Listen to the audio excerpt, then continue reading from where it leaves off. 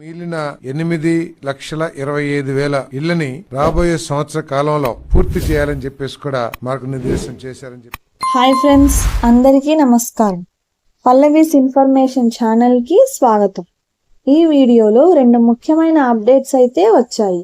AP ఇళ్ల పట్టాలకు సంబంధించి registration కాని వాళ్ళకి ఎలా రిజిస్ట్రేషన్ చేసుకోవాలి, ఎప్పటి లోపల చేసుకోవాలని చాలా మంది అడుగుతున్నారు.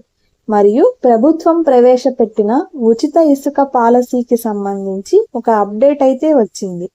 మరియు ఇంకొక అప్డేట్ ఏంటంటే వచ్చే నెల అంటే సెప్టెంబర్ నుండి వాలంటీర్లను తీసుకోవాలని చెప్పడం జరుగుతుంది.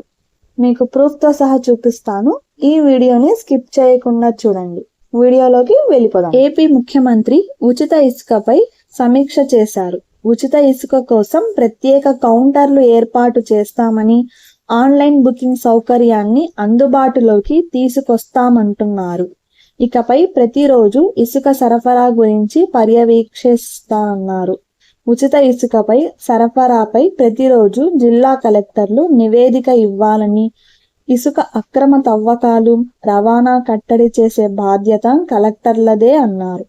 ఇసుక వినియోగదారుల బుకింగ్, రవాణా వ్యవస్థలను మరింత సులభతరం చేసేలా ప్రణాళిక సిద్ధం చేయాలన్నారు. ఆంధ్రప్రదేశ్ ప్రభుత్వం ఉచిత ఇసుకకు సంబంధించి మరో కీలక నిర్ణయం తీసుకుంది. ఆన్లైన్లో బుకింగ్ చేసుకునే సౌకర్యాన్ని అందుబాటులోకి తీసుకురానుంది.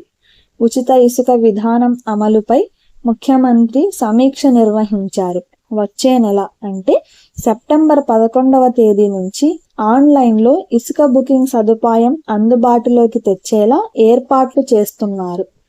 కొత్త విధానం అమల్లోకి వచ్చే వరకు స్టాక్ పాయింట్కు సమీపంలో ఆఫ్లైన్లో బుకింగ్కు వీలు కల్పించి లారీలు ఇసుక నిల్వ కేంద్రాల్లో క్యూలో ఉండాల్సిన అవసరం లేకుండా చర్యలు తీసుకోవాలని ముఖ్యమంత్రి ఆదేశించారు. ఇక్కడ ఒక ప్రకటన అయితే చూస్తున్నాము. రాష్ట్రంలో కొత్త ఇసుక విధానాన్ని వచ్చే నెల 11 నుంచి అమల్లోకి తీసుకోనున్నట్లు, దీని బుకింగ్ కోసం ప్రత్యేక కౌంటర్లు ఏర్పాటు చేస్తున్నట్లు సీఎం వెల్లడించారు. ఇసుకకు సంబంధించిన ఫిర్యాదులకు టోల్ ఫ్రీ నంబర్ 1800-599-4599 ఈ ఈమెయిల్ను అందుబాటులోకి తీసుకువచ్చింది. వాలంటీర్లను విధుల్లోకి కొనసాగించండి అనే ప్రకటన అయితే చూస్తున్నాము. రాష్ట్రంలోని గ్రామ వార్డు వాలంటీర్లకు ఉద్యోగ భద్రత కల్పించాలని, వేతన బకాయిలు చెల్లించాలని సిఐటియు రాష్ట్ర కార్యదర్శి కె ధనలక్ష్మి గారు ప్రభుత్వాన్ని డిమాండ్ చేశారు. మంగళవారం విజయవాడలో ఏపీ గ్రామ వార్డు వాలంటీర్స్ యూనియన్ రాష్ట్ర సదస్సు నిర్వహించారు. సంఘ రాష్ట్ర సభ్యుడు హుమయూన్ బాషా అధ్యక్షత వహించారు. ధనలక్ష్మి మాట్లాడుతూ, కూటమి ప్రభుత్వం ఇచ్చిన హామీ ప్రకారం వాలంటీర్లను విధుల్లోకి తీసుకొని నెలకు 10,000 వేతనం చెల్లించాలని కోరారు. సచివాలయ ఉద్యోగులుగా తమను కూడా గుర్తించాలని కోరారు. వాలంటీర్ ఆదాయంపైనే ఆధారపడిన కుటుంబాలు ఉన్నాయని, ప్రభుత్వం సానుకూలంగా స్పందించాలని కోరారు.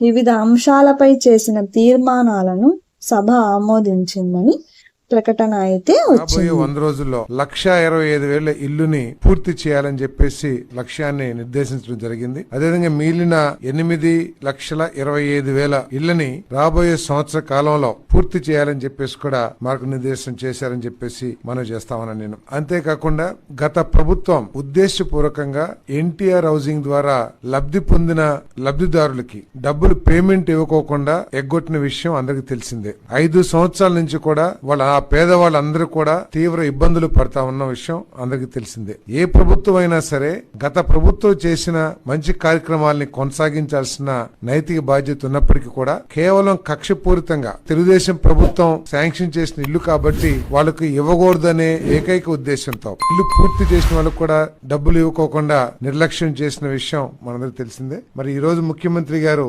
వారందరికీ కూడా పేమెంట్ ఇవ్వమని చెప్పేసి ఆదేశాలు ఇవ్వడం జరిగిందని చెప్పేసి కూడా తెలియజేస్తా ఉన్నాను. ఉన్నాను. అదేవిధంగా ఇప్పుడు ఏదైతే హౌసింగ్ ప్రోగ్రామ్ జరుగుతుందో వాటి మీద ఎంక్వైరీ వేసి ఎక్కడైనా సరే అనర్హులైన లబ్ధిదారులు ఉన్నారా, తర్వాత మోడర్న్ టెక్నాలజీస్ వినియోగించుకుని నిర్మాణంలో ఏమన్నా లోపాలున్నాయా, పేదవాడికి నష్టం జరగకోకుండా అన్ని విషయాల్ని కూడా పరిశీలించమని చెప్పేసి కూడా ఆదేశించడం జరిగిందని చెప్పేసి నేను మనవి చేస్తా ఉన్నాను.